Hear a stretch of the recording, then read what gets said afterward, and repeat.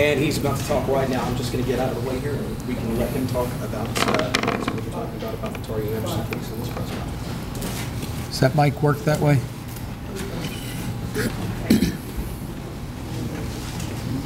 Please give a neighborhood association president. Yeah, neighborhood association president. What is that? Mary? Come on. Thank you. Sylvia, Reverend, Belton. These are presidents. 1, 2, Thank you so 3, much. 4 of the presidents coming in. Fleming 5. That's 5 of the 9. Come on around on both sides.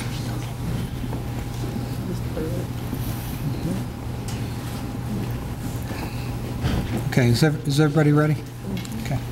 I want to begin today by just expressing a debt of gratitude to the folks who are standing here with me. State Senator, a number of pastors from our community, and neighborhood presidents who all want the same thing that we want as a police agency and as a city. We want peace and we want unity. And there has been, unfortunately, a fair amount of misinformation that has been circulated around the event, Christmas Eve, involving the tasing of the autistic man, Mr. Tario Anderson. And some of that information, we believe, or at least I believe, and my organization believes, was deliberately fed either to the media or to members of the public and our African American community in particular. And to me, it's important that our public, our communities, African American, white, anybody here who lives in Greenville, in our county, that we have facts as we know them. And so as we work to try and deal with the misinformation that we're hearing day in and day out on this case, it's my goal to update the media and to update our community leaders on where our investigation is, how it's progressing, and work through these issues together. Regardless of how the outcome comes, and winds the decisions that are made in this case, both on the internal side and on the SLED investigation side, what matters is that we get to the truth and we get to the facts. And quite frankly, if there are changes that we need to make in the department, we'll make those changes. And we will work with our community to do it. But it is harmful to our community, and it's very harmful, I think, to communities all across the country when individuals may hijack a moment to spread information or misinformation to accomplish their own political will or desires. And to me, there's some level of evidence with this. So I want to start because there is a group that's been protesting, and they held a press conference here the other day, and they have held a couple of meetings at Beasley Funeral Home. I attended the one on Wednesday along with a couple of members of my staff. We were around for a good part of the meeting, and then there was a closed part of the meeting. Some of you from the media may know. We don't know what went on in that closed part of the meeting. I can't imagine that there would be a need to close a part of the meeting to talk about the strategy, because the strategy, quite frankly, for dealing with any community problem ought to be dialogue to resolve that problem. And so they have alleged a number of things that we know now to be not factual. And so I want to clarify those things for our public. The first thing that they have alleged, and I believe it was at the Sunday night meeting, was that there was no independent 911 call regarding shots fired. So our Public Information Officer, Jonathan Bragg, is going to play up here on the screen the audio of the 911 call. The caller did not identify herself, as do many callers not identify themselves. And so I just want to provide that proof so that we put that misinformation to rest. Jonathan? Starting date, Wednesday, December 24th, 2014, at 11 hours 51 minutes and 6 seconds p.m.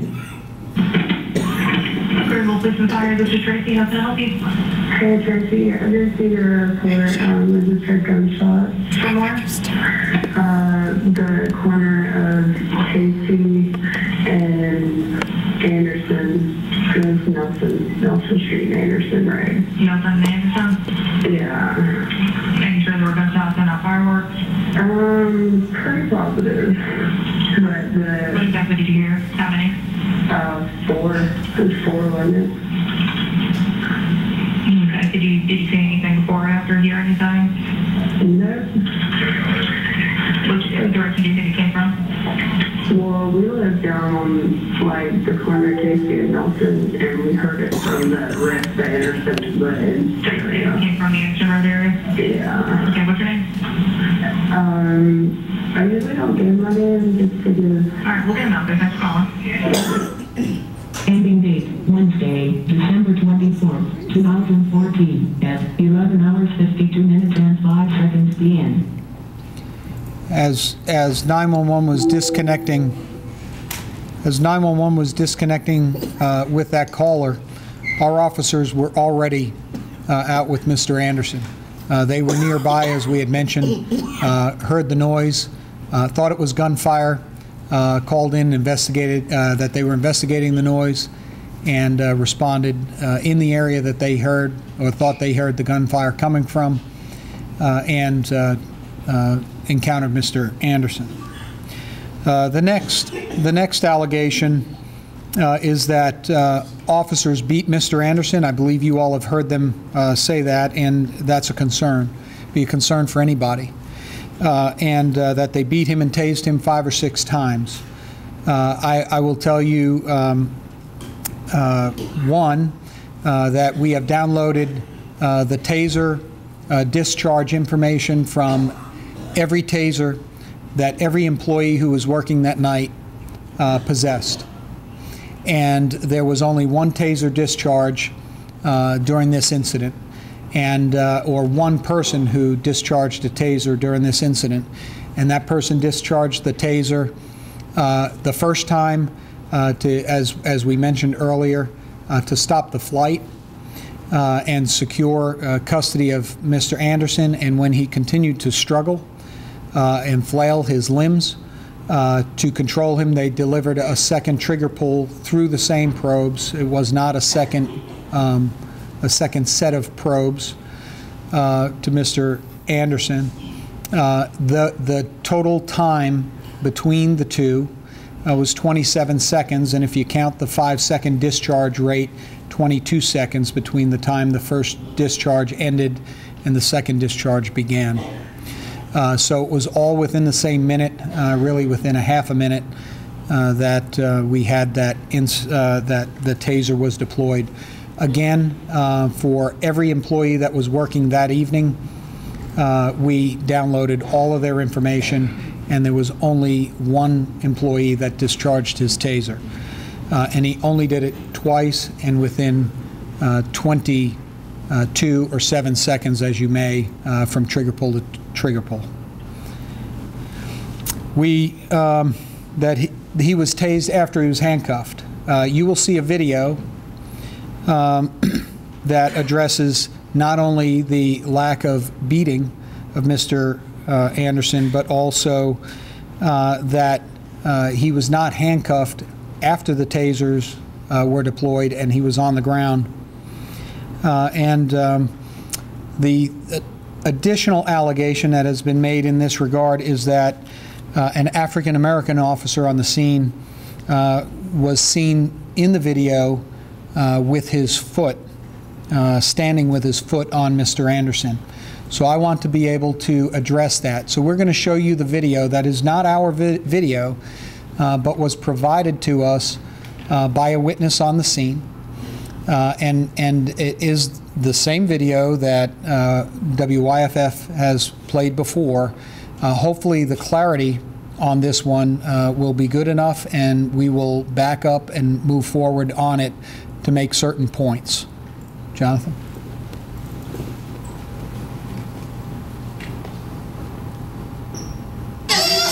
It's okay. Sir, he cannot talk. He has autism.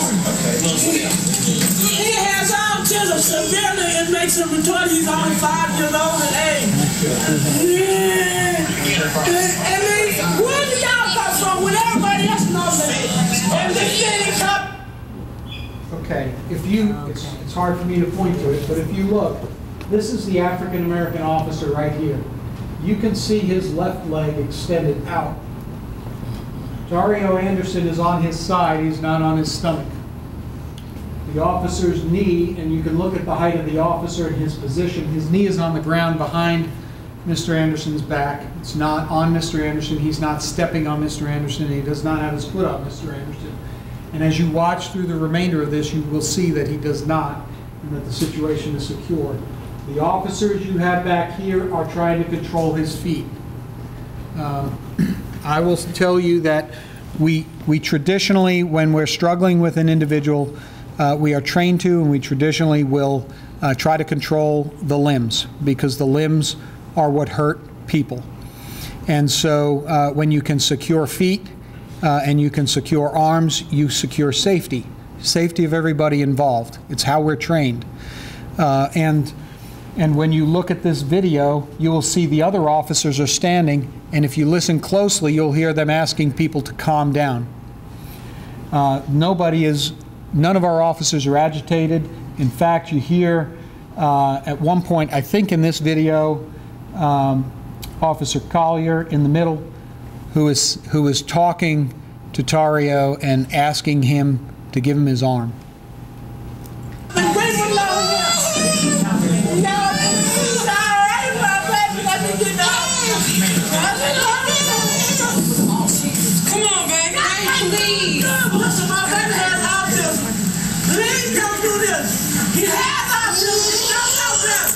He's only 5 years old.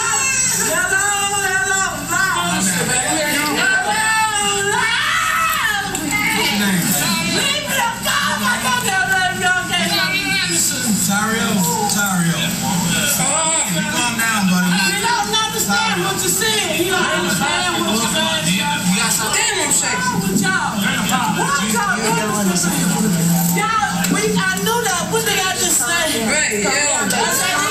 Maybe they ain't tasing me for a minute, though. I ain't gonna lie to you. Is y'all video on this? I got you. All day long on 2 phones. See the other phone move up here? The battery dies on the phone that we're watching. We do not have that second video yet. We are trying to get that second video. There is an allegation, and I think I addressed this the other day, but it has continued to come up, that Mr. Anderson was nude or naked from the waist down for over 20 minutes. We have spoken with one witness on the scene, and the first witness on the scene, and a witness who stayed there the duration of the scene. And she said that that was not the case, that in fact his pants had come down and his buttocks was exposed, and only his buttocks was exposed, and she wasn't certain whether or not he was wearing briefs or boxers or whether they were down. That was as a result of the fall and the struggle to get him handcuffed. He was wearing loose sweatpants, baggy sweatpants. The officers, she did tell us that the officers lifted his pants as quick as they could stand him up and get him up. But there is also, we have photographs, I'm not able to put them up here. We have a photograph of him seated, and he was seated as we waited for medic, and his pants are not down. So our officers made every effort to treat him with dignity and respect, and not to treat him with indignity. They made an allegation that there were 17 witnesses. that they had, or not an allegation, excuse me, they made a statement that they had a list of 17 witnesses, I believe, at their press conference the other day. We have encouraged Mr. Guy to bring forward that list. We have yet to see that list. It would be very helpful to our investigation if we had the ability to contact any witnesses who are out there. I don't think it's helpful to say publicly that you want justice and you want action and to withhold a list of potential witnesses. Just Wednesday night, we heard him ask for witnesses, and as some of you did. So I don't know whether he has a list or not, but I know that if there is a list of witnesses, it would be very, very helpful if we in fact had it, so that we could contact them, see if they had any video, see if they had any additional insight to this that would support our investigation to determine exactly what happened and the extent to which any of these allegations could be true. They did not make this allegation, but I understand from my conversations with members of our community and our clergy that there are some concerns that the scrape on Mr. Anderson's left cheek, his facial cheek, was a result of being tased in the face. It is simply not true. It's a result of a fall. He suffered a mild abrasion to his cheek, to his left elbow, and to both kneecaps. And those were the only injuries that Mr. Anderson suffered as a result of the incident. And finally, they said the other night that our officers should have recognized that his actions, an aversion to bright light, flight from the officers, the inability or unwillingness to stop when the officer said to stop, or to even process or recognize those commands, were clearly the sign of an autistic man, and we should have responded accordingly. I don't disagree that those are the signs of a person who is autistic. And this whole event is very unfortunate. But our officers operate oftentimes with very limited information. We have much more information today than they had that night in the minute, the less than a minute from which they heard the gunshots to the time they encountered and engaged Mr. Anderson. And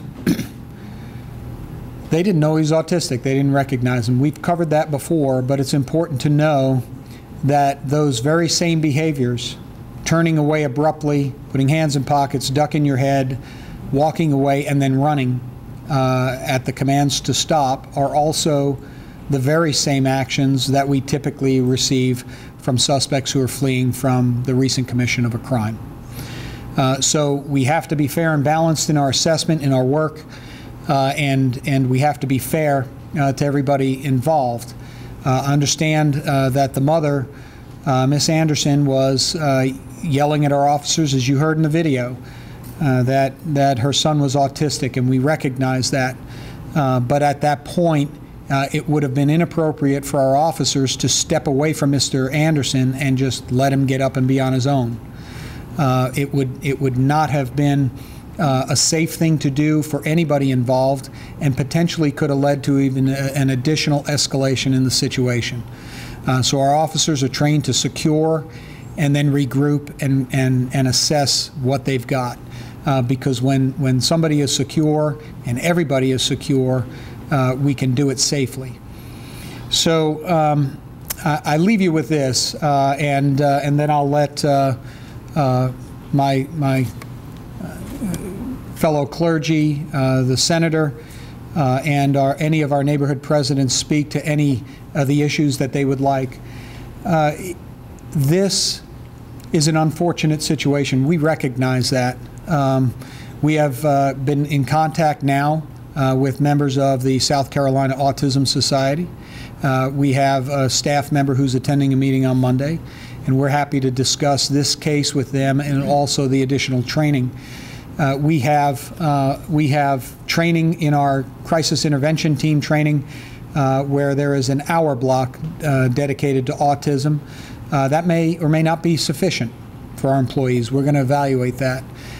This situation is unfortunate, but I know that the majority of our community stands united in trying to resolve this peacefully, to keep order and stability throughout our community, and not to inflame community police interactions anymore.